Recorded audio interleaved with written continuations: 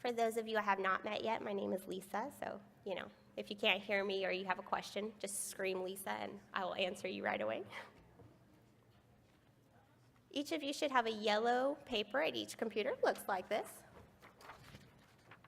This will be your tour guide today during our session. For those of you that I see that are a little anxious and are logging on already, because I can see your computers, isn't that fun? I can spy on you. Some of you are doing other things, but I won't tell. If you are going to go ahead and try to log on, just remember that there is no letter O, no letter L. So it's all zeros and I's. So if you want to go ahead and try to log on, feel free. But there's a lot of support today in the room with us. If you need help, just raise your hand and one of us will come and assist you if you're having problems logging on. So go ahead and why don't you try and log in.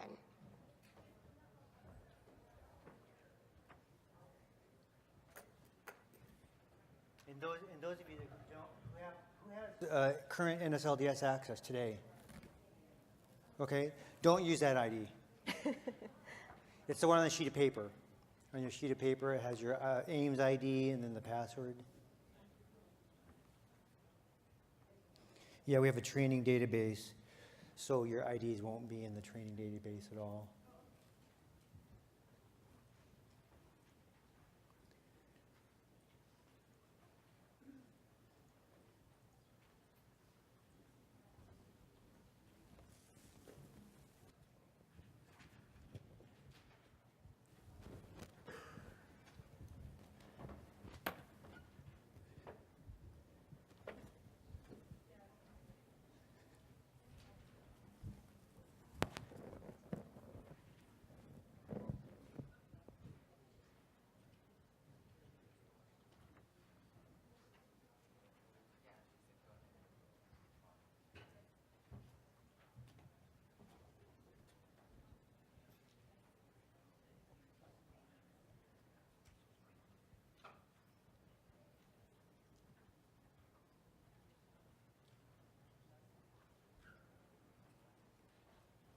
Don't mind me, just shoulder surfing,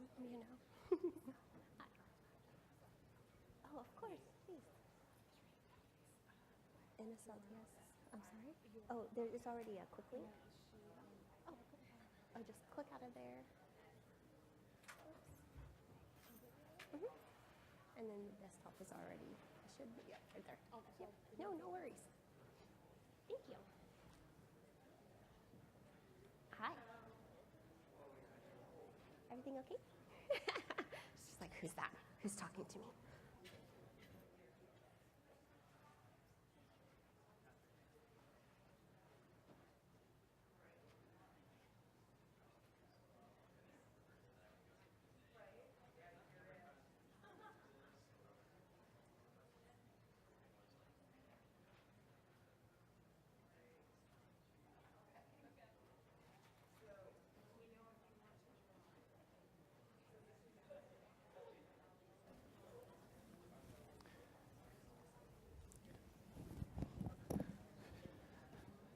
The good thing about this test ID, the test database and these these play accounts, you don't need your token, so don't have to worry about that. If you did try to log on with your real ID and try to log on with the phony ID, you might have some conflicting information. So just close out your browser and relaunch it afresh. It's getting confused.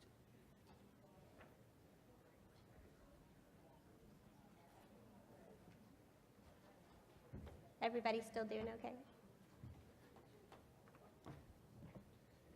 So last year when I did this, the logon was a really hard process.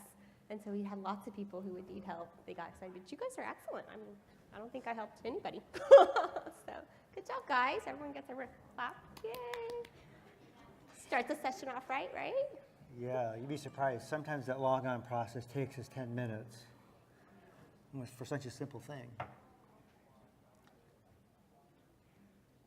Do we have any repeat offenders? Anybody coming back since the last time? All right, awesome. For those who have been with us before, we're doing something a little different today. So please, give us your feedback. Let us know if you like it or if you prefer the old way or if you like the new way today. We're excited to get your feedback and see if you like the way we're doing it. A little different. Yeah, so to that point, one of the things that we did in previous years, we would have more exercises, and then we would control your PC so you couldn't do anything. So we're letting it be a little more free range for you, so you can have control the entire time. So that just means that if we're showing you something on our screen, it's more, you have to see it up here, so hopefully you'll be able to view the big screens and monitors up front. So that's just the trade-off with that. And then as we navigate through the system, if we need to back up, slow down, just holler at us. Well, I think, what say you, boss? Let's do it. Are you guys ready? Are we ready? Yeah. Oh, let's try it again. Are we ready? Okay, let's get started. Let's learn some NSLDS. What does NSLDS stand for? Sorry about that. I walked by the speaker. I heard a service with the system, but yes, great, wonderful. Okay, so my name is Jim Yoder, and then Lisa I've got Walker. Lisa Walker. So we're going to kind of show you the different things about the NSLDS system through the hands-on, basically from a basic user perspective. So kind of the different range of all the different users. Oh, thank you. It's kind of hard to find that happy medium, so we're just going to take the approach of being kind of a basic approach. And I saw a set of hands earlier of those that already have access, which is pretty neat. Also with that, can I see a show of hands who's the primary destination point administrator, your PDPA? Oh wow, okay, quite a few. All right, have you done your active confirmation this year? If not, be sure and do that. So by the time of end of next week, be sure and do that because we don't want you losing access to the system. So that's very important to do that. So today we're going to go ahead and cover different areas of the NSLDS Professional Access website. Let's jump in, we'll log in, you've already done that, we'll look at the menu, talk about different pieces of that, we'll navigate to the aid tab for financial aid information, and then we'll dive into the enrollment, and Lisa's going to show you some pretty cool stuff there, and then talk briefly about GE, and then the organization tab, we'll see some different areas on there, and then the reports, and if we have time, transfer student monitoring. So what I'm going to do now is, that's really about all we're going to do on the presentation. Just a reminder, all the presentations are available, so you can download our presentation from the conference website after the conference. And here I had you guys log on, and I didn't. That's okay. That gives us a nice opportunity to, so our help is in the back there. So if you guys raise your hand, we have a lot of support for you guys today. So we have Brent over here, Jose, Rita, and Blenner in the middle. Then we have Leanne, Dominique. Oh, hey, that's okay. Because you know what? It was a test, right? You wanted to test our helpers. I understand. So we'll just have Dominique help you here. And we have Helen, and we have and Jody back here in the corner. So we have lots of support. So at any time, if you guys need help, please go ahead and raise your hand. One of us will get to you. Sorry. When we ask questions, or when we have you guys ask questions for us later, or if you have questions you want to ask us, we're going to get you a microphone. We just ask that you give us your first name. You don't have to give your last name. And just tell us what school you're from, and then ask your question. Okay? Sorry. Housekeeping. And then also, too, before we dive into it, those of you who don't have access, be sure and work with your primary destination point administrator at your school, and then they'll go ahead and log into the FSA web enroll .ed.gov website, and then they'll go ahead and then sign you up for the various services that you need for online, and then if there's any batch changes, they can do that there. And then once that information is set up over in that system, then when all the signature pages and all that stuff gets caught up in there and the worlds align, then that information is fed over to NSLDS. Then you'll be able to go ahead and log into the system with your AIMS ID or your FSA ID, but then you also need that token too to get in. So keep that in mind. Okay, so we're going to go ahead and log into the Yoder Technical University. I hear it's a great one. So is everybody at the main page, at the menu? Yep. Okay. So in here then, This is kind of the landing page once you very first get into the website. And just a couple takeaways that we wanted to draw attention to was pretty much just tab-driven orientation layout. So depending on where you want to navigate to and conduct your business, then you jump into the appropriate location. And show of hands too, just real quick. Those of you that do have access today, do you have multiple OPE IDs that you conduct business under? Okay. So then those of you that do have that, which is okay, right? Then that pick list that I just dove into, you have multiple OPE IDs to select and then dive into then to do your work. Just make sure you're doing the appropriate work under the appropriate OPE ID, because we do look at activity, being lookups and things like that based on the OPE ID, and so that just makes things cleaner. So, okay, so we've got then over here, if you're not sure who to contact, if you need any help, here's our customer service, which is that telephone. Gives you the email address, phone number. Every page then you'll see in the upper right-hand corner is this question mark, right? And it explains the help on that page that you're currently at. Okay, so that's always a nice, helpful resource. Gosh, you're in an area and you're not sure what it does. Be sure and check out that help page. And then we've also got that available for you too. And this download help is a package affair that you can go ahead and select and download all the help page content about the website, so it's all right in your hands. And then if you have new hires or whatever, you can at least have the information available to you in one location from the help text, downloadable. And then occasionally you'll see us have there's this message board here. If things are new to the system, or we want to bring attention to you about certain things, you may see this message boards change over time. So be sure look for that. If there are multiples, you'll see different rows with their corresponding messages from there. So then what we have here then is the different areas, kind of a quick jump to area, all things related to the aid, which is this section here, the financial aid, which corresponds to this purple aid tab. Likewise with the enrollment, with the green enrollment tab in transfer monitoring. So if you wanted to go into that specific component or that area within that tab, you can jump into it from this menu page. So we're going to do that here, right, with looking at a particular borrower. So let's say, for example, you're looking at an ICER that you got from CPS, and there's a comment code or something in there that says, hey, you got more information or something that's alerting you to that you need to may go check out in the NSLDS portion of the ICER that says go check out the website. Well, then you can do that through here by entering in the 3 identifiers. To get into the system, to look at a borrower, you need the SSN, first name, and date of birth, right? So we're going to go ahead and do that for the first record. So on your worksheet, number 1, we're going to look at the loan history for this person. So we'll enter in the identifiers, and then we'll click on the financial aid, that loan history section.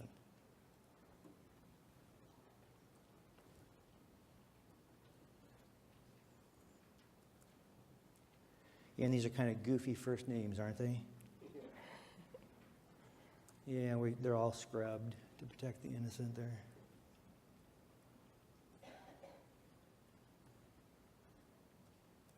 Probably not too many of those out in the world. Okay, so got the data. So then we go ahead and click. Then got the identifiers input on this page here. We'll go ahead and click on the loan history. Did that take you then to the same page we're viewing up front here? Okay. We still got a few more. Getting there. Oh, the all-seeing eye. Dun dun. Just kidding. All right. Lisa's keeping an eye on you. Okay, so right quick then, on this page here, just kind of working through just different components of it here. It brings us into the A tab, and there's, depending on where you're wanting to look into about the Title IV aid information, it depends on which link you'd want to go into, of course. So we're at the loan history page. So if you're not sure, those of you who have multiple IDs, if you're not sure kind of which TG number that you may need, if you're doing a report, we'll talk about this a little bit later on, which TG numbers that go to, right? We put this information for you up in this banner up here at the top. Gives you your FSA ID, who you're logged on by. Hopefully that's the same one that you logged on moments ago. And then it gives you the first name, last name, and then the name of the institution that you're logged on as, right?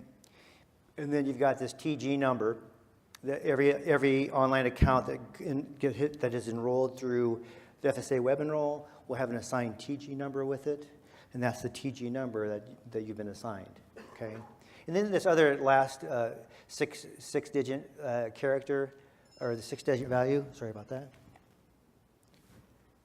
is that that's just an internal identifier to the NSLDS system. Right, we have to have an account that links you to who you are, so that's just an internal identifier. Sometimes that may be needed if you have to call the help desk, okay?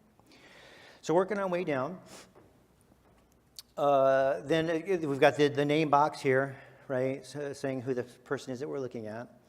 Kind of a quick takeaway for you, if we've got flyover text on various different things, one of which, as you see then, we don't keep historical information on everything that comes into the system. That'd be a huge database if we did, but there are some key data elements as they're provided to us from the data providers that we do keep history on, that you'll then see those on the corresponding website. And you'll see those represented to this H, right? So that if you wanted to see historical information about it, you can go ahead and click on it and see that history. Okay, so you'll see that kind of peppered throughout as we go. Working our way down, right? And then we've got then at the top, these different warning icons or informational icons that we put that up there for you. And of course, that's going to be different. That's dynamically displayed, and it's all dependent on the borrower or their aid conditions as far as what they are. And if they trigger those corresponding icons, you'd see those displayed at the top, right? So they'll vary. So this informational icon, just letting you know on this page here, because under the loan history, we're letting you know that they've also got grants. And that's under, of course, a different tab or a different page, and we'll look at that in a second. Okay, so you'll see these varying from student to student, or not at all if none of the conditions are met. And then working our way down here, then we've got the aggregate loan information. This is a table of displaying the different loans and where they are with their according to their loan limits, right? And this too is a dynamically displayed grid or table. And it all depends on as far as like what their loan details, what they have. Looking at this, because we see the loan type for undergraduate and graduate, then that's a good indication that then the student has both undergraduate and graduate loans. If we just do a quick scroll down, we do see then, sure enough, more recent loans are graduate loans, and then we then see then the undergraduate loans down here. So if you didn't know, do you know where you would get some help information? If you didn't know which those letters meant? This is a test. That's Question right, mark, yay. woohoo! Yep. 10 points for that chick. Yeah, so if you're not sure which one represents one, just click on the question mark and then find the section area that would represent the grade level. So here you go, and it tells us right here the academic level, 1 freshman, so on and so forth. So, right, and then, so it depends on, the loan. So let me scroll back down.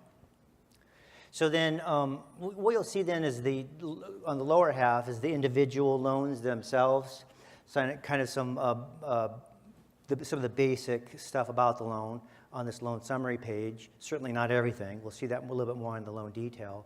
But there's that aggregate OPB.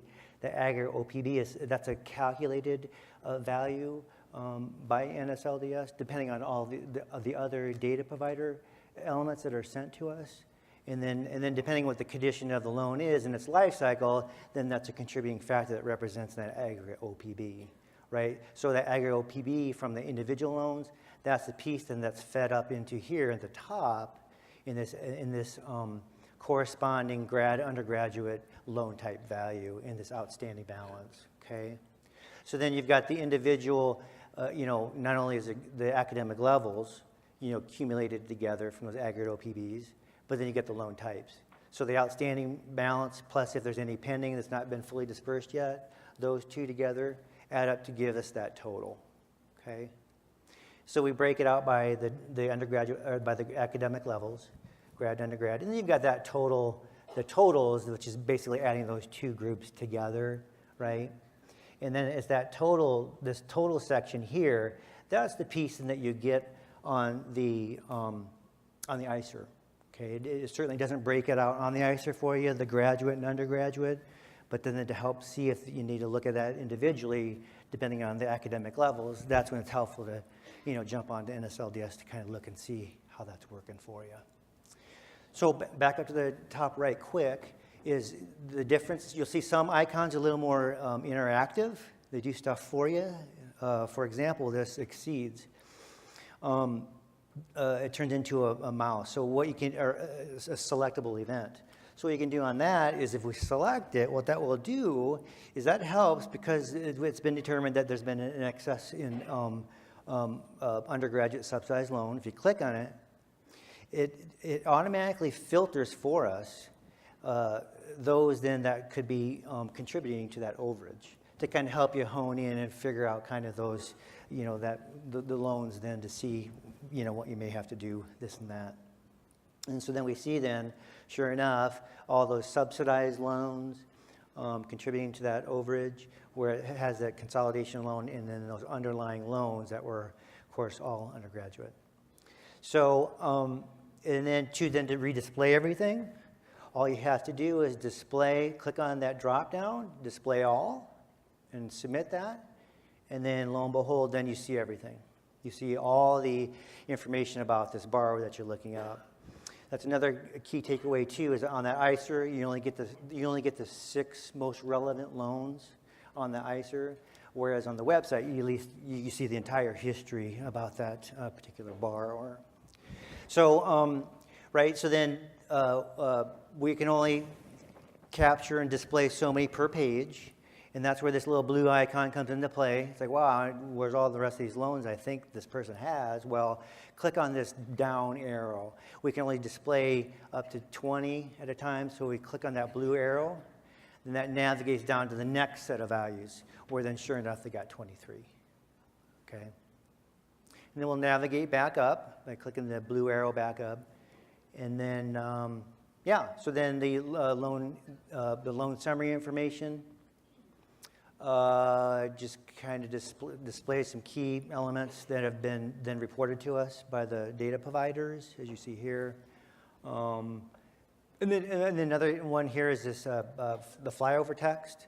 Like, for example, the loan status, you're not sure what the heck is an RP or an IA or CA or whatever. Again, you can go to the help text to see it there. Or in this case here, we heard some feedback that'd be nice, sure would be nice to see that information displayed for us so we don't have to do another click or two. All you have to do is mouse over it. It has a flyover text and it kind of tells you what it is, okay? So hopefully that's a nice little piece for you. Oh, right, a couple other things. So so you see this label here, the award year, right? And then what they are for, independent or dependent, whatever. So we need those two things to kind of help determine, where is the borrower within their loan limits and whatnot to see, if they're exceeding or whatever. You'll see those displayed for you right there to let you know, like, hey, for the undergraduate, we're using then the most recent ICER from award year 2011, and then pulling then the CPS calculated dependency status to then display that for you to let you know, here's how we then are making that determination that he's an independent undergraduate to then help you with the loan limits. Okay, so let's look at, so that's one way to look at an individual person, you know the identifiers, right? Another way you could do that is by way of the award ID. It's that 21-digit unique identifier that's assigned to every department-held loan.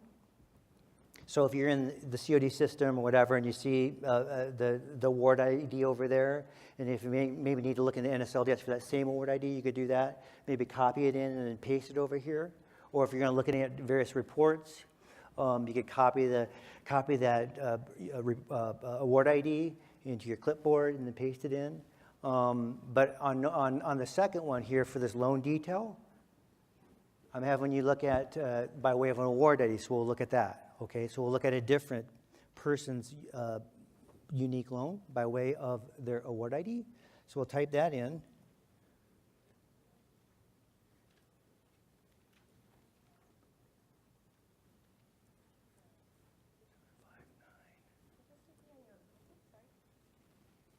That yellow worksheet, I think it's the second line. It's a lot of values, isn't it?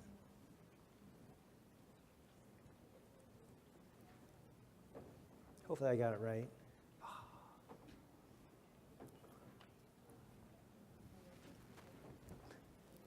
So still box number 1, but the second row on box number 1. Yeah, sorry about that.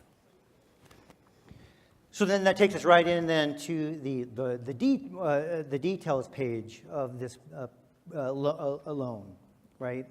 Because I was saying every loan has a unique award ID, so it's going to take us right into that loan detail page. This is what we're looking at now. And then the nice thing about that is that it then immediately displays for us then the person that we're looking at. The first name, last name, SSN, and date of birth. So it pre-populates that information for us, so we don't have to enter in all 3 identifiers for us. And we're looking at the loan detail page. So as you can see then, there's more details that we're seeing here on this page. Should you need to look at those particular data elements, researching this and that, you can see this information here. Okay.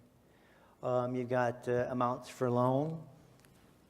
It tells us it displays for you then the most recent, latest and greatest as it last was reported to us, the outstanding balances and the dates associated with those. You'll see that here. And then if there are any other information such as capitalized interest or other fees, you'd see that here as well. If it was in fact reported to us, you'd see it. But then here you go, you get that little history again. So outstanding principal balance and the balances. Clicking on that H gives us and shows us the balance history page, and then that is one of those that we do keep history on, because sometimes it is useful to have to go back in time to look to see where and when, at what points, things at the life cycle of the loan where things may have changed. And this is we set this up then, so then you can see then through this informational icon, as far as like indicating what was that triggering point that caused this new row to be displayed for you. So you'll see history displayed there. We'll navigate back using our navigate button. Activities for loan. That's another one that we have there.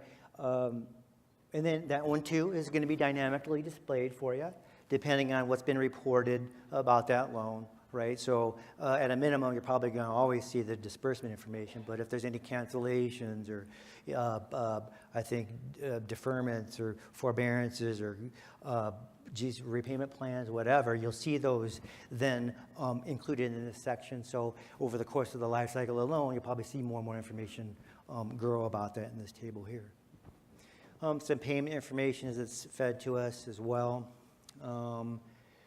Changes in loan statuses, right? So this is kind of this shows then the latest and greatest current of the different loan statuses be displayed here, which then has got that historical icon, which takes us back then to view that where we just came from on that historical pages for the balances as well. But you'll see the current information displayed here. Any claims that's fed to us from the guarantee agencies for a FSA loan, you'd see that here. Recovery for loans, if there's any principal or interest offsets for collections or whatever, you'd see that reported here. And then for down at the bottom, the guarantee agency, kind of who's touched this loan, right? You'd be able to see that here. Who's ever serviced the loan? You'd be able to see that here. If there were prior ones, you'd see those. You'd see additional rows for those and the time frame what they were responsible for them, as well as then if they're current, latest, and greatest. Okay. So the one thing that I was going to show you up here that I glanced over was this up at the top is this last loan update date timestamp right? This is always kind of a nice one to see. Gosh, when was the most recent time this loan was touched or updated by our data providers, right? This is a good field to kind of see how accurate and when was the last time it was updated, right? So if you have one that's a couple years old, then we may need to look into that to see kind of what's going on, especially if it's still open, have an open balance, but hasn't been touched in a while. There might be a problem with that, right? But at least it would give you an indication here as far as like when it was last updated. So, right, because it was being serviced by what you see here, 580, Department of Ed Nelnet, that's a clickable affair.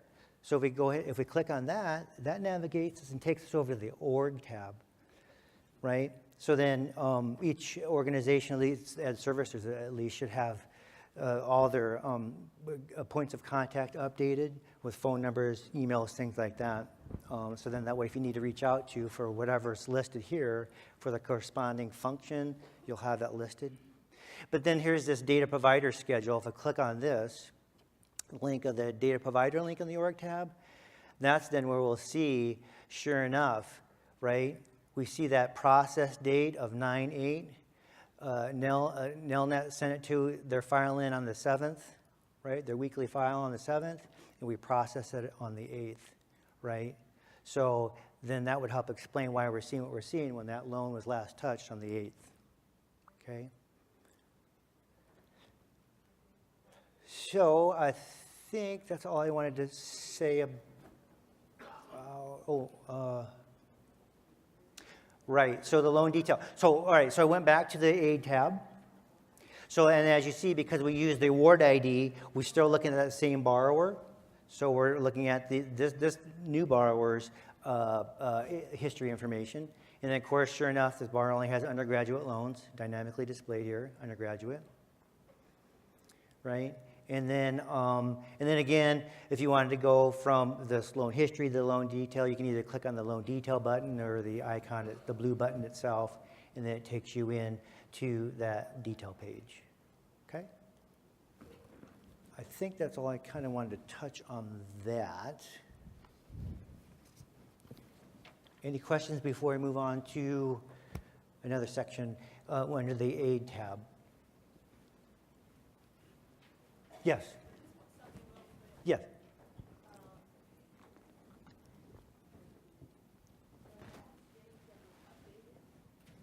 Yes. Yep. Now, why did it say 9:15? 9:15. It says 9:8. Yeah, there was another line up before 9:8 that said 9:15. Why didn't that change to 9:15? Oh. Well, probably. Oh, so we're over here on this page on here. Yeah. Well, it could very well be that nothing changed about that loan since the week prior. Okay, So it wouldn't have been in that submittal. okay, so the 9:15 date, it may have just been the same thing? No, it just means that nothing changed about that loan since the 8th. So there wouldn't have been anything new to report on that loan, an update, since the week prior. Okay, gotcha. Yep. Okay, so I wanted to show next the grants, right? So the grant page. So we'll take a look at that guy. We'll click on the grant page, and we're going to go ahead and look at row number 2. Number 2 on your worksheet. We've got a new loan there, or a new recipient. We'll plug in his identifiers. Wow, that's a really long name.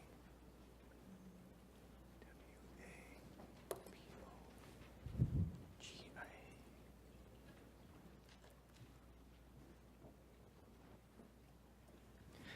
And then we'll retrieve that. Just a few things to note here, I guess. Is everyone seeing that?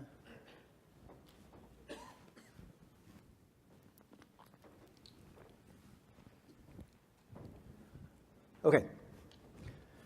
So, right, yeah, and you'll see these icons, for your particular student. That carries over on these as well, on this grant page. And then this is information that's fed to us from COD. We get daily feeds from them. So if anything changes about a grant from the previous day submittal, we'll get that then and load it, and then that way you can see the information here on the grant page. And so we've got, and again, it depends on what the student's been awarded as to what you'll see here, dynamically displayed, right? Depending on what they have. This particular recipient that we see here has a teach grant, a couple teach grants previously awarded. We see that down at the bottom. They're kind of broken out by the type that they are, right? So the teach grants are down at the bottom, and you got the Pell Grant history then at the top. Because there are limits to the teach grants, grad and undergrad, you'll see then those broken out at the top to let you know how the remaining amounts, things like that. And then also too is this the Pell Grant, the LEU, that lifetime eligibility used. You'll see that value being sent over to us by COD as well. We'll display that for you here. And then the different details over the different award years that the student may have received the Pell Grant. You'll see that information here. Then the Teach Grant down here, if it's unfortunate enough that it gets converted to a loan, then you should be able then, as it's reported to us by the servicer, then you would be able to then see then that information as it turns from a grant to a loan. And this particular one in our example here, it's got a flyover mouse over text, then it's got that little L at the bottom that lets us know that, sure enough, this grant's been converted to a loan. And if we click on that L, then it takes us over to that D8 is the loan type for the teach loan. It gives you information and the loan details about that teach loan. And then we'll just navigate back over, and it takes us back to the grant tab. And then, right, so a couple things that'll be coming new towards the end of the year. We'll be having the, mid-December, definitely by the end of the year. We'll have the system ready to then start capturing and loading and displaying for you if there are any fed to us from COD, the Iraq and Afghanistan service grants. Okay. So you'll see then, expect to see, a separate section for any of those, should the recipient have them. And then likewise too, like with the Pell Grant, they'll have a LEU value with that, and so you'll see that. And then any icons or thresholds, then we'll use those as well to let you know they're getting close, exceeding, things like that. You'll see those, so we'll treat it very similar to the Pells. Also okay. The CFH. Oh yeah, right. And then the CFH, which stands for Children of Fallen Heroes. Children. Indicator is what we're going to call it. Yep. So the CFH indicator, that too will be new. We'll build it so you'll be able to see those as it comes through, and you'll have it displayed, I think, somewhere close to this 9/11 indicator as well. And then they'll be designated there. Okay. Any questions? If we don't, not now, we'll get you later. Yeah. Can we get you a microphone so everyone can hear?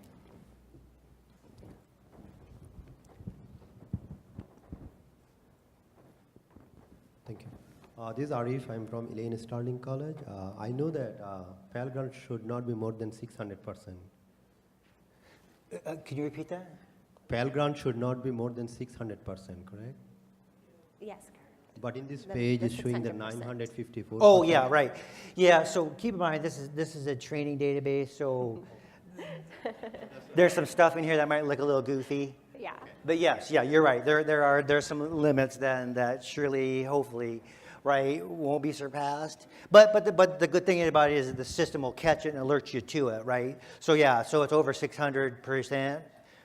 Then we're gonna see that icon. Yeah.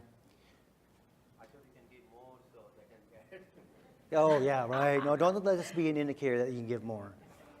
It's a play database. This is Jeff from Milan Institute. Hi, Jeff. You said there's a daily feed from COD for Pell Grants. What's the frequency of the update for loans? Because I don't see where that happens daily. Yeah, so, well, we do get the origination information daily from COD.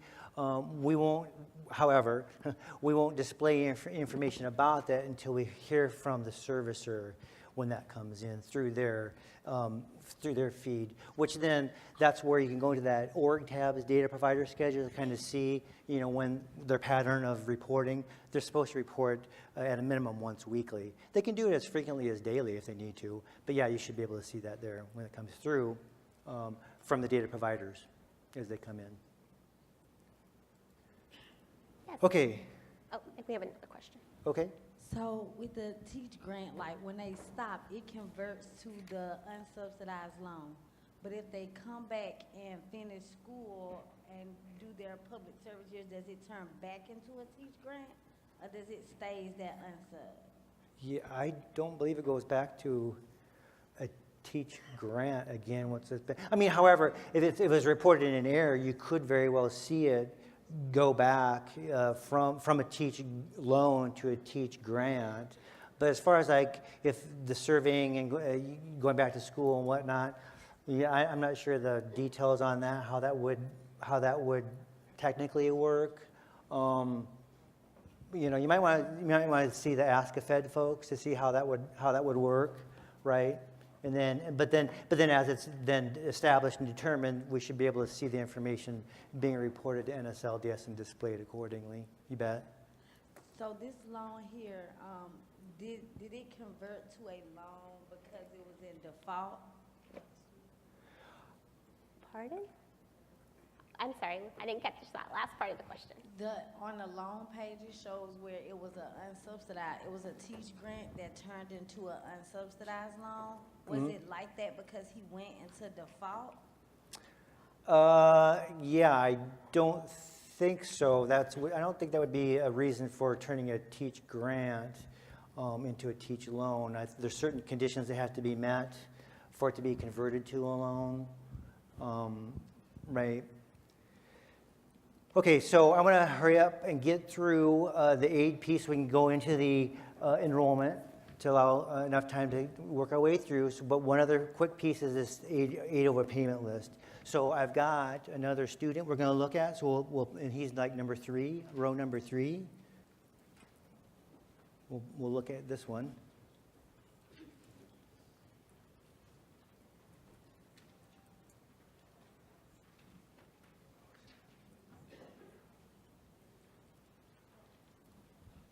And we'll retrieve it.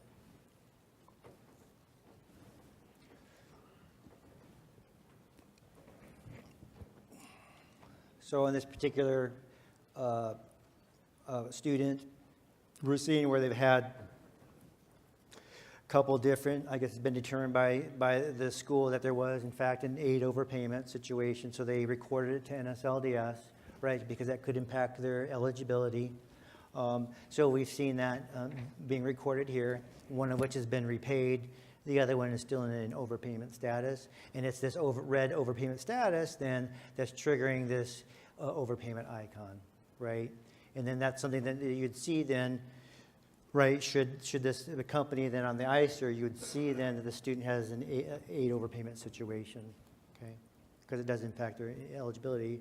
But, right quick, so on this here, if you've got the 2 different areas, you could look at it, the details of it. This blue numbered icon, if you click on that, that just tells you then, or displays for you the latest and greatest information. If I can just click it, it gives you the latest and greatest information about that aid overpayment. Navigate back, and then you've got then this historical, this history. There's that H again. If you click on that one, then it shows for you then, I guess, the life cycle of that aid overpayment. It lets you know when it was entered and then kind of how it then progressed, okay? And we've got a new report that was created here like 2 weeks ago to help identify some of these aid overpayments that should be looked into. And we'll talk a little bit more about that when we get to the reports piece to kind of dive into that. So that's the aid overpayment. I'm going to. Contact info. What's that? Student contact info. Student contact info. Do you want to? Oh, yeah, okay, yeah, sure. So since we're still in APAT, sometimes you may need to reach out to the student, right?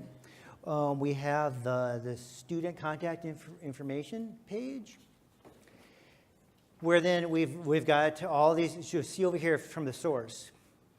We're letting you know all those different providers that have told us, you know, the various different contact information about that student, right? And we're letting you know, for the address, should you need to mail something to them, whatever.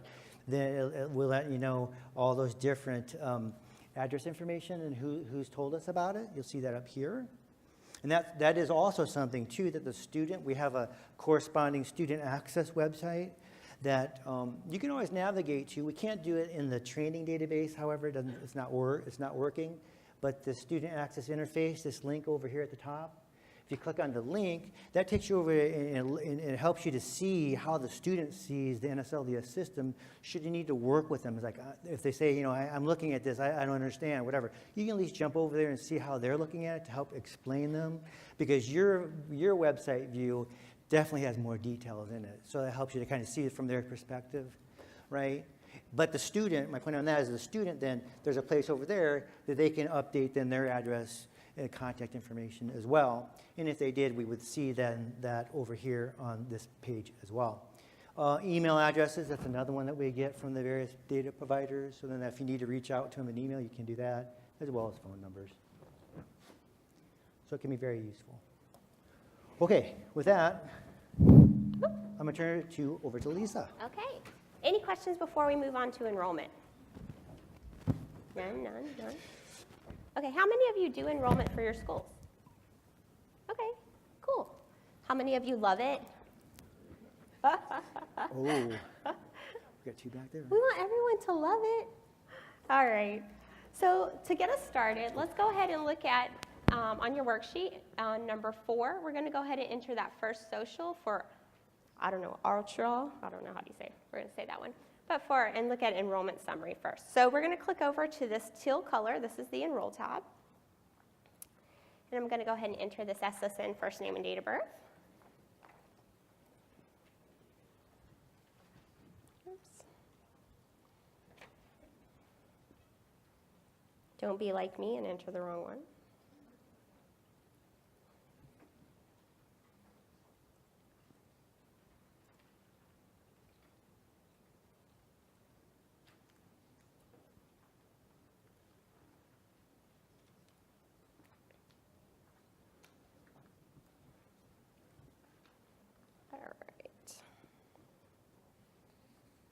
All right, is everybody on the enrollment summary screen like me? Can everybody see what I see? Okay. How often are you supposed to report enrollment? What was that? 60 days. Right, 60 days. But if you're doing it once a month, that's great. But at least once every 60 days, we want you to report on your enrollment. All right. Okay, so let's take a look. Here we're on the enrollment summary for the student. We provide you a tab here for enrollment detail. This is going to be at the campus level. Then we have a tab here for program enrollment detail. We have the enrollment timeline, subsidized usage. This relates to that 150% regulation. The maximum eligibility timeline. This is a timeline we created to help with those subsidy usage limitation, the 150% regulation. Enrollment maintenance and enrollment push to roster. So the first thing we're going to look at is the, and I guess we'll look at the enrollment detail. So go ahead and click on the enrollment detail button. I'm going to click it here. And again, like I said, this is at the campus level, and so you can go ahead and scroll down and you can see information by campus for that student. Now I'm going to go back and hit this return to enrollment summary, and I'm going to click on the program enrollment detail. So we've added some options here for filtering that are different from last year, or maybe new since last year. We added the zip code here, and then we also added this report by, so you can kind of get a little, we're trying to make it a little easier for you so you can find things a little easier. So if you go ahead and you scroll down here, we provide you the information for the enrollment at a program level for the student based on what you report. So you can see here some dates that we have, the school, who reported it, the program begin date, the published program length. So for us to identify a program as a unique program, we're looking at that zip code, the published program length, and the, do you guys know? Is this test? Okay, so zip code, published program length. I feel like that's tongue twister. And and now I've gone blank. So sorry. Zip code, published program length, and oh yes, credential level. Thank you. So that's what we use to identify unique programs. So when you report to us, based on that information and the OPE ID, we create the program. So we break them up here. Now, why is this important? It's important because we use this information for several ways. We use it not only for the SULA, we also use it for your enrollment reporting. We use it for when we get questions or for data research for bigger things to find out what's happening, who's doing what. We use it for the cohort default rates. So it's important that your reporting is accurate and that you get it to us on a timely manner so that we can use that and make sure that we are reporting out the most accurate information as well. All right, any questions about this program detail page? How many of you guys use the program detail page? Do you check it? What are you using it for?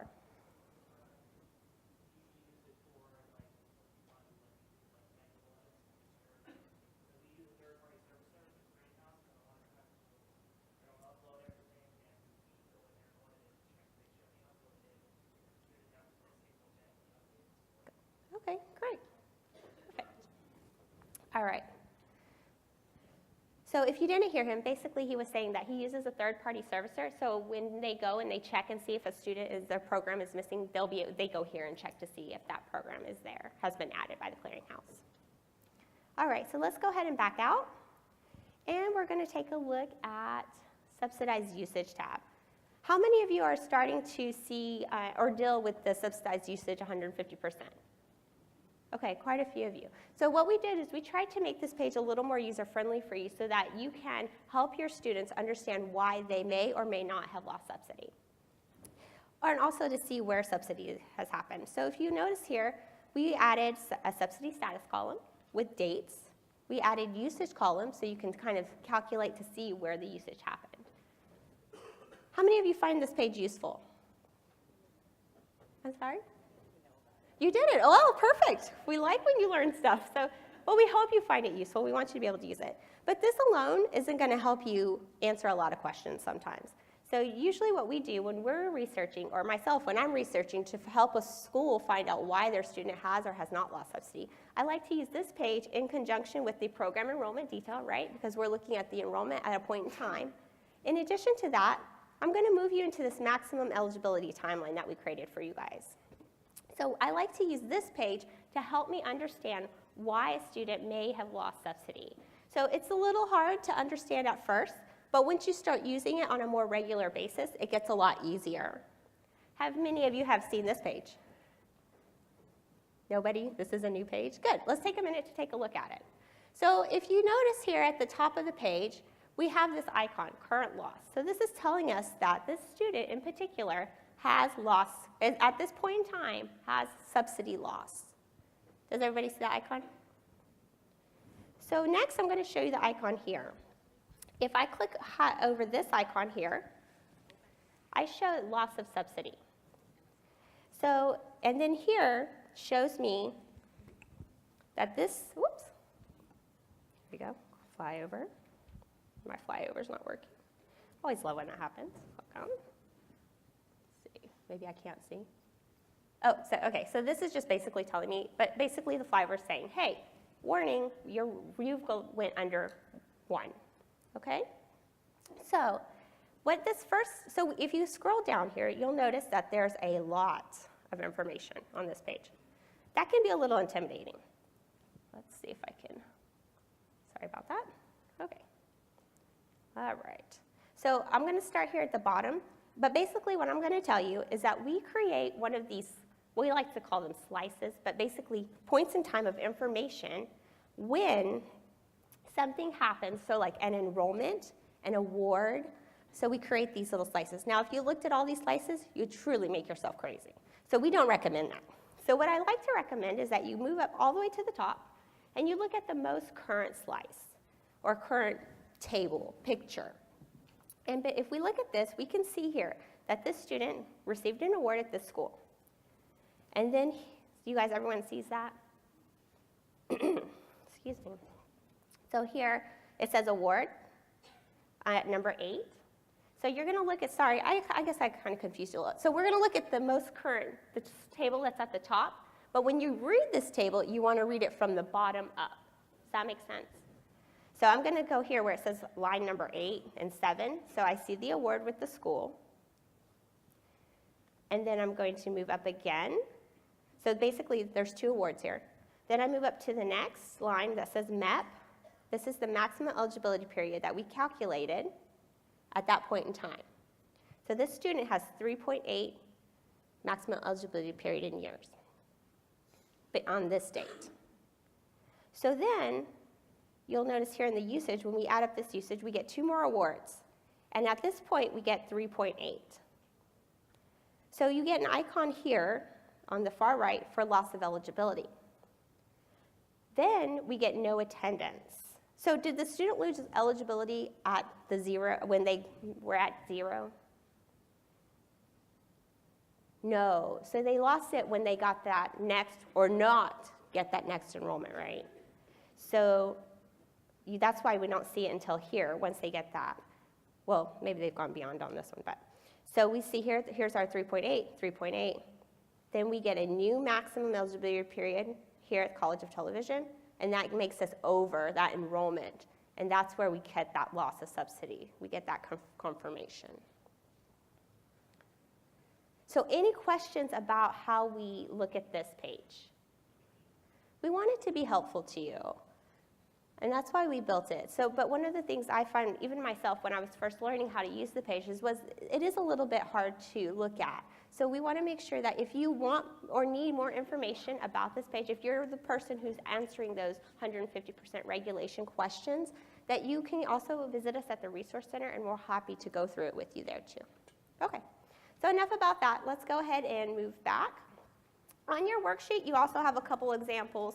There's an example of a no loss of subsidy. LOS is for loss of subsidy with us. Then we have an example of the loss of subsidy, which I've shown you. And you can also see an example of a reinstatement. Let's go ahead and take a look at that reinstatement. That way I can just, or if you want to just follow along, I'm happy to enter it for you. But I'd like to show you what it looks like, just so you can see it for yourself.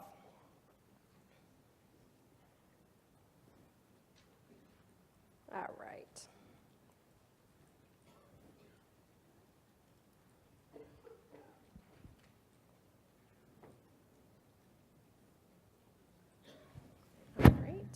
Sorry about that.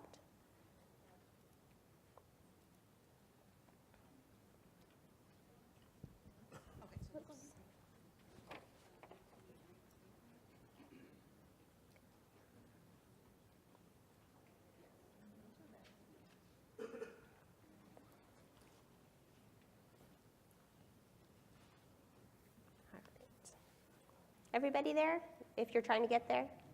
For those of you who aren't there, on my screen here at the top, again, I'm looking at, just so that I can show you, I'm going to scroll down to the bottom table here, where we can see that this person had a loss of subsidy. But at this, it looks like here, the school re-reported some information to us. So here they, on this slice here on 321, and we're looking at the state here, 321 to 616, they reported that they were at this Junesville community with a credential level of 1 and 0.5, that gave us a MEP of 0.8. But then they came back and correct, or maybe changed it, and said, nope, you know, this student's actually in this other credential level with a credential level 2 and the length in years 2.5, which gave us a 3.8. So now we have remaining eligibility. So we reinstated that eligibility, and that's what these little icons here say, reinstatement confirmed. Now, when we notify the servicer to say that this reinstatement needs to be confirmed, if they have not yet confirmed, it will say here, reinstatement not yet confirmed. So if it says reinstatement not yet confirmed, when you're on that subsidized usage page, you will still see a loss of subsidy until the reinstatement gets confirmed. So that's very important to know, because I've been asked, well, how come it shows it here, but it doesn't show it here? Until it gets confirmed by the servicer that they've done the action to reinstate the subsidy on that loan, you will not see it on that subsidized usage page. Okay? All right, any questions before we move on to the next? All right, let's get going. Let's go ahead and back out here. And we are going to, let's see. Oh, I should talk about maintenance. Sorry about that. Quickly, enrollment maintenance. If you need to fixed maintenance, maybe like the gentleman back there said, he noticed that a student's program wasn't there and needed to add it. You can do it using this enrollment maintenance. All right. How many of you do enrollment maintenance using the web? Okay, great. Any questions about enrollment maintenance, how to do it? Yes, please.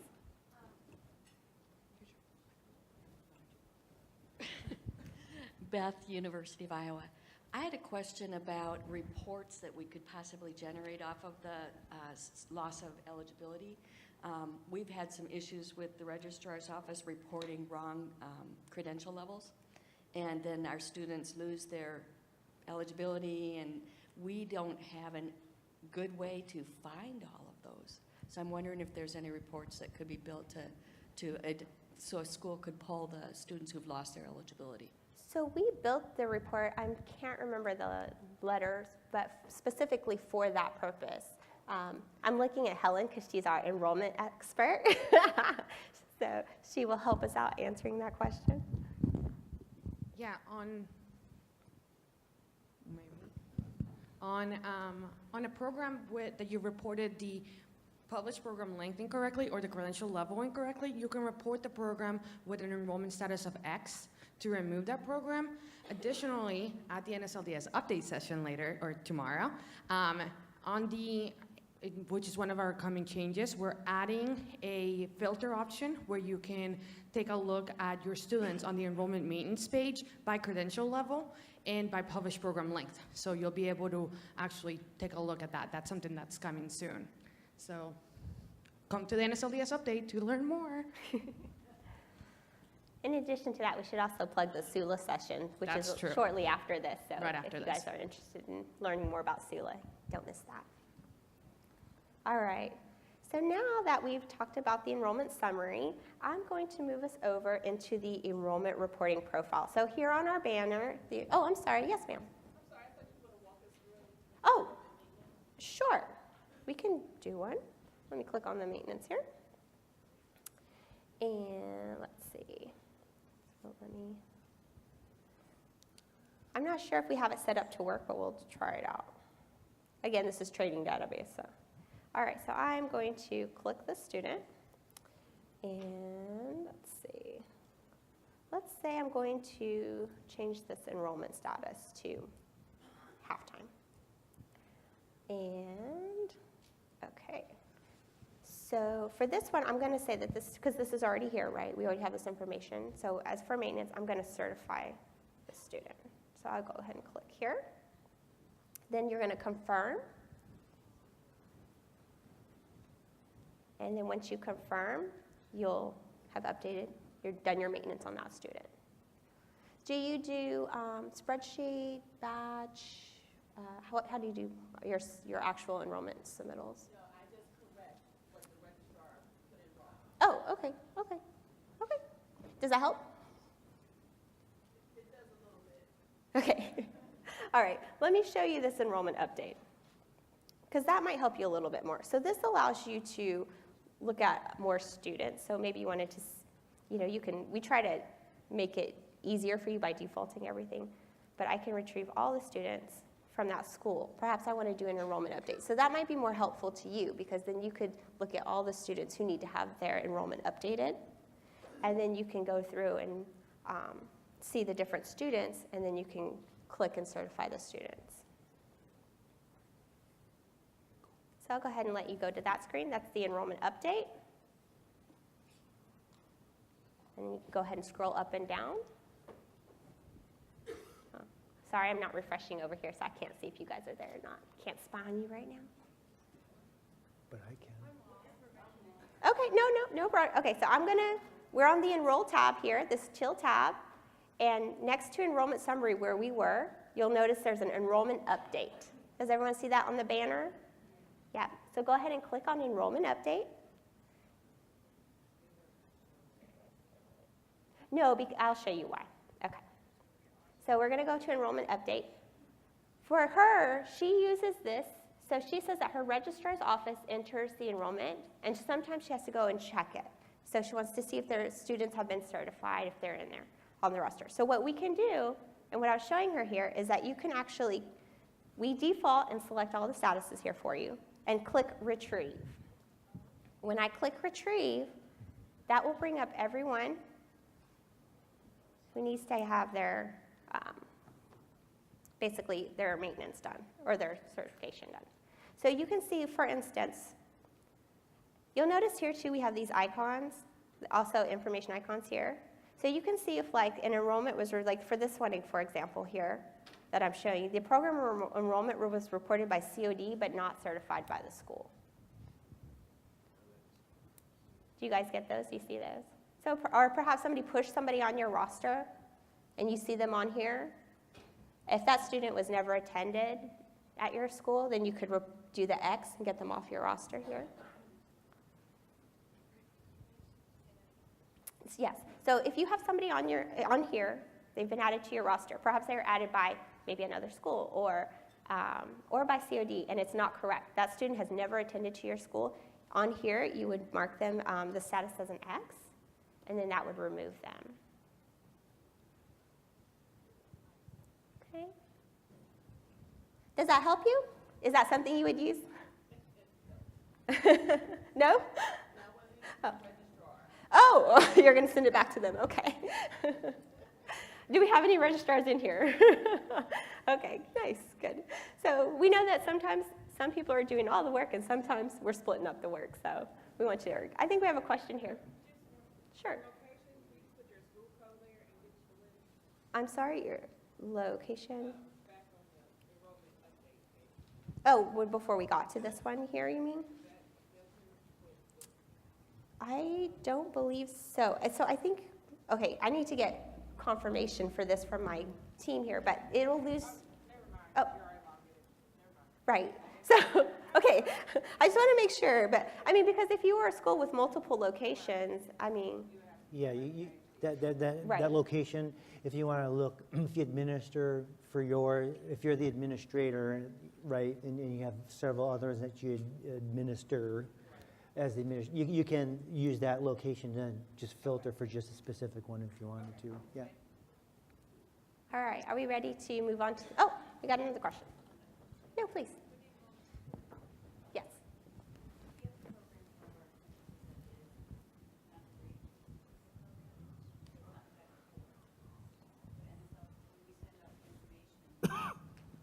It comes on the SSAR, and I don't know what to put on it to drop it off, because it wants to know, it's only a 24-week program. So this is a program that's not a certificate program. It is a certificate program. Oh, it is a certificate program. No Title IV, though. It's only I want to say 24-week program. Okay, so for this one, okay, so this program, the other school's reporting, or you're reporting this program? Or you're saying it's just showing up on your roster, is that? Yeah. Okay, so for that instance, I would just make sure, I do the X as never, oh, sorry.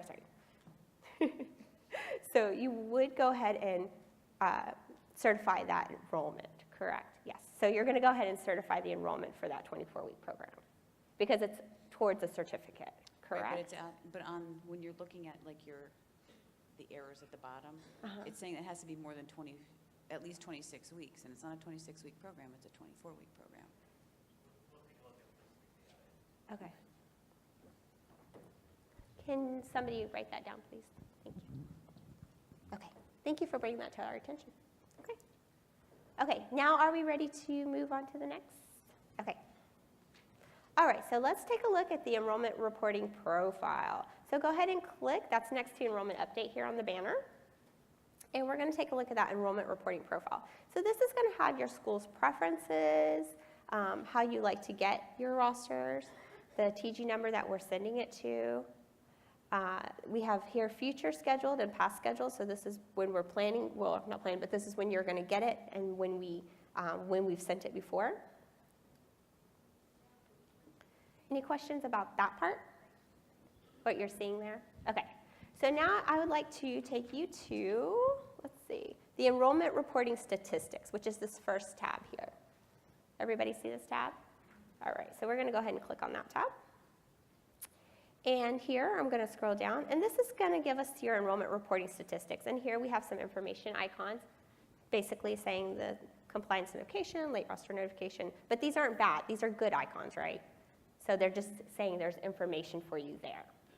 All right, and so then we have this school is doing fantastic, and so we have the percent here.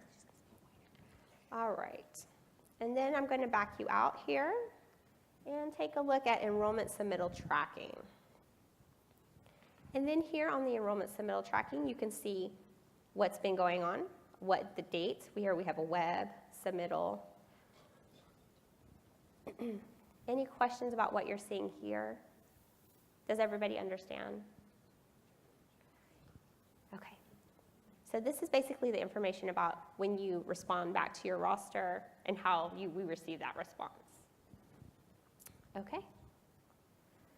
Then I'm going to back you out of that. All right. Any questions? I think that's everything that I've got on my enroll section. Any questions about enrollment before we move on to the next area? Everybody doing okay? All right. Have we learned something yet? Oh, we have a question.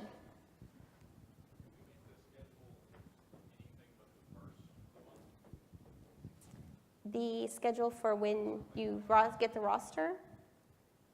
Is that what you mean, the schedule? Yeah. So, let me phone a friend. Can we make the roster date, is it any day outside of the 1st? Yes. Oh, really? Oh. I hadn't met.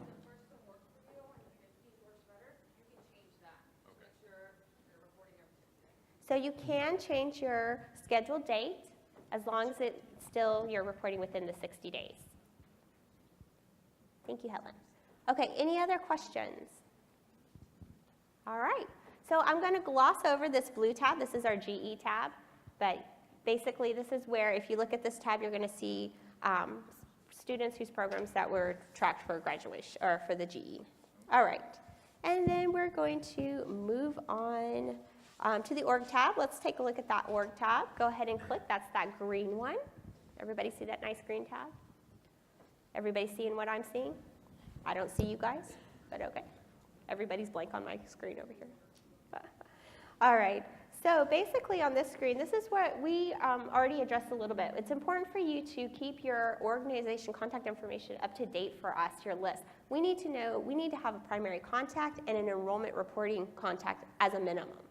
Other people are helpful too, so any additional information, any contacts you can provide us is super helpful because then it provides us someone that we know who we can talk to if we find something happening, we come across something doing a review or we notice something, then it allows us that one person that we know that we can contact about that information. I'm going to add to that yes. too, is that another one that should be up to date is, which is not on here, which is part of one of the exercises we were going to have you do, was to create an entry for the customer services for the borrowers. That way you can have a phone number, email, or like a physical address for the borrowers should they need to reach out to you. And then that's also a key piece of information that then we share over on that student access website. Okay, so then that way when the students look at their information over there, then they'll see that and who to contact at your school. So that's another key one that's really important to make sure you have up to date. So let's go ahead and let you guys practice that. This is number 10 on your worksheet, the very bottom. And you're going to add a new contact. And as Jim mentioned, we'd like you to add the customer service. I'm going to do it at the same time. And then also, while you guys are doing that, I'm just going to talk, right, and bug you. But another one, too, that with that new aid overpayment compliance report that we brought up a couple weeks ago, 2 weekends ago, we have a process in place then that we're going to look to see if there's any aid overpayments that may be out of compliance, that have been sitting around for too long in an overpayment status or have been in repayment for at least 2 years. What we're going to go through and quarterly, we're going to scan the database and find those, and we're going to send you an email. We're going to send that email to the aid overpayment contact that you establish here on the org contact. So for sure on that aid overpayment contact type, we need an email address. if there is, but to help with that communication effort, we're going to send that to the both the aid overpayment designee and the FAA that we get from that e-car. We're going to send emails to those two entities to let you know. And then in that email, it's going to say, hey, we found some stuff in the database. You want to run this report to kind of identify those records to then take action on. So that's another one too. That is a one that you want to have update and maintain it so it's current. Everybody doing okay? All right, we are getting close to being out of time, so we want to show you the reports because I know that's important to a lot of you. So I'm going to go ahead and let Jim go ahead and cover the reports quickly, since many of you do actually use that function today currently. Okay, so the reports then, right? I don't like that. Under the reports tab. So school users can have up to 36, we have two different types of reports. We have the report list functionality. On that one, there's up to about 36 for the majority of the school users can request for the typical school user. And what that is here is that it gives you the capability to do an ad hoc report, kind of run it as you need it, right, for your business, depending on when you do stuff in your shops, right, and depending on what works for you. So it allows you then to run those reports. And just looking at one, for example, this school portfolio, that tends to be a very popular one. So we're just going to use that one here, is that every report then has its own unique parameters that's specific about that report, right? So you just enter in the parameters here.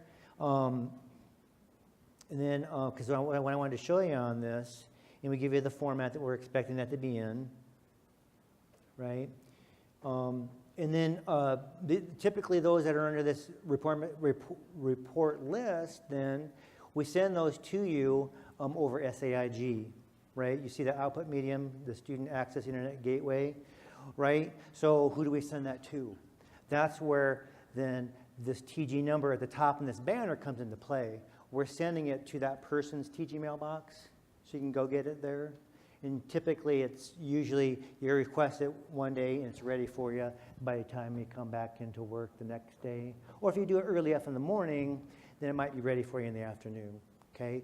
So I'm just going to go ahead and submit that right quick. We're going to confirm it, sure enough. And then, so over on this report log, well, how do I know if it's even done, right? That's where this report log comes into play, and it is handy and useful.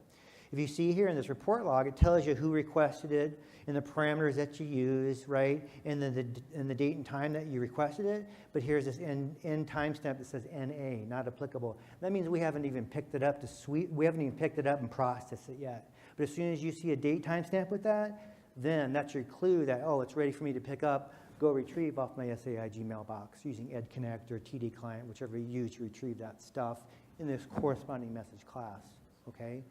So navigating back then to that report, 31 it was, right? So you can't see it very well, but every report has a report description. We try to tell you what the message classes are there. If not there, we give you a link to the IFAP where the record layouts are.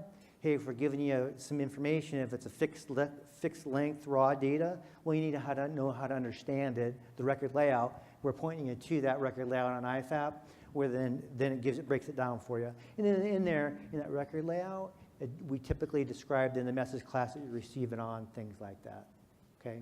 So that's the report list.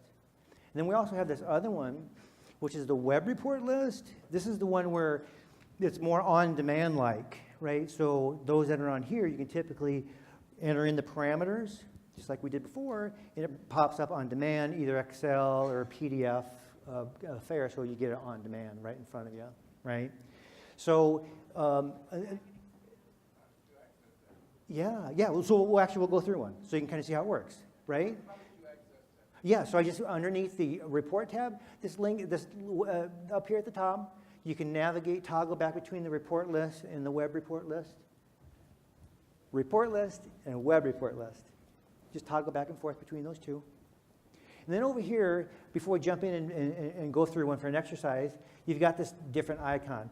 Not all of our reports are schedulable, or can you schedule them, right? Those that are have the capability to schedule them, so you can just set it and forget it. And based on the frequency of those schedule reports, we're going to process it when we come to them. It can be weekly, can be monthly, quarterly, depending on the unique different reports.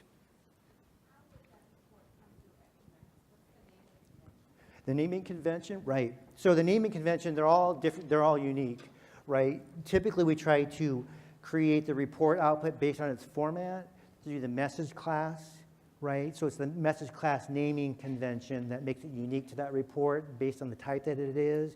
And that's where those record layouts really come in handy, let you know that crosswalk, which report goes into which message class.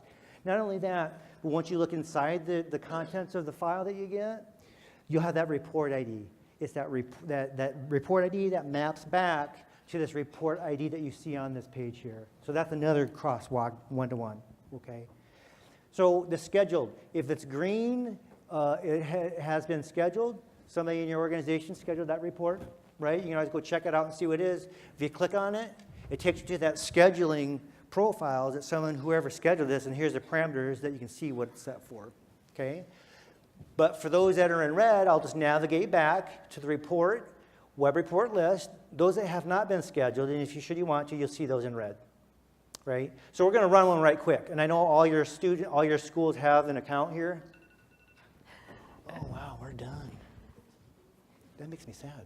I know. So we'll go through one so we can kind of see how it works. So number 6 is that new 8 overpayment. So if we click on number 6 there, and then you can look at leaving that asterisk there. It's all your locations, right? So let's go ahead and click submit. And it's going to be produced in XLS or spreadsheet format, and confirm it. And then it's going to give you a window. Hey, how do you want to open this output? Say open, and then sure enough, it's going to go ahead and display for you in Excel the records if they're found. Okay. So then based on the conditions of the 8 overpayments, then we should be looking at these to see what we need to do, take action on them. Either assign them to the department because they've been pending for 2 years, either in repayment or they've been in that overpayment status, we need to take action on them. But we're at least identifying for me here. You take these records, go over to the 8 overpayment page, pull up the record, update it accordingly, transfer it to Debt Resolution Center, and you're done. So that's the on-demand stuff. Hopefully that helped a little bit, seeing that in action. Sorry, we're out of time, but like we said, we have the Resource Center for you guys. So if anything that you saw today you'd like to get more information for, please feel free to stop down there. You can also contact us. We have our contact information. Please leave your yellow sheets. They're not going to help you. The training database is only for the conference. Thanks again, and have a great day. Yes, thank you. Have a good rest of the conference.